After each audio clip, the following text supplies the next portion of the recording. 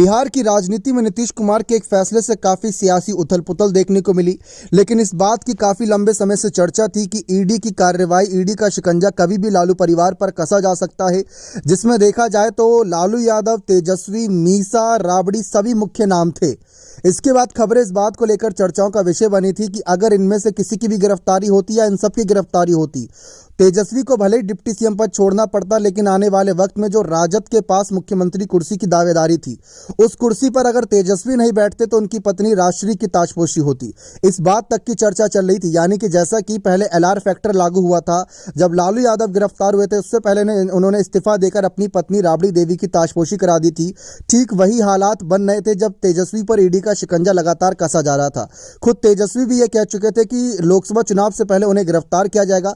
अगर अब आप देखिए तो 100 से भी कम दिन बचे हैं लोकसभा चुनाव में, और लालू और तेजस्वी पर कितनी बुरी तरीके से ईडी का शिकंजा, उनसे 10-10 घंटे 8-8 घंटे पूछताछ की जा रही है, 50-60 सवाल एक एक दिन में पूछे जा रहे हैं, जिससे साफ उनकी परेशानी नजर आ रही है। तब खबरें थी कि तेजस्वी को कहीं ना कहीं नीतीश पहले से ही ताजपोशी करने का फैसला बना चुके थे कि मुख्यमंत्री कुर्सी पर तेजस्वी की ताजपोशी होनी। अगर कल को तेजस्वी जेल भी जाते तो उनकी पत्नी राजश्री को मुख्यमंत्री बनाना पड़ता नीतीश को, लेकिन नीतीश ने सारा खेल ही बदल दिया। वह एनडीए में आ गए।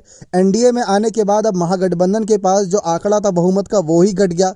तब ना ही तेजस्वी मुख्यमंत्री बन पाए, ना ही राजश्री मुख्यमंत्री बन पाई। बिहार की सत्ता में नीतीश कुमार के एक फैसले ने कईयों के सपने तोड़ दिए, कईयों की उम्मीद जगा दी, लेकिन पूरा माहौल बदल कर रख दिया। लोकसभा चुनाव से पहले यह बात तो तय है, लेकिन फिर भी लालू परिवार पर इस समय ईडी का शिकंजा कसा हुआ है।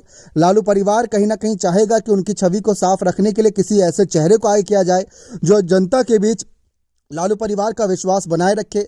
जैसे एक समय लालू यादव की गिरफ्तारी के बाद राबड़ी देवी ने वह काम किया। अब तेजस्वी भले ही राजनीति में सक्रिय हैं, लेकिन उनके खिलाफ भी कई आरोप हैं।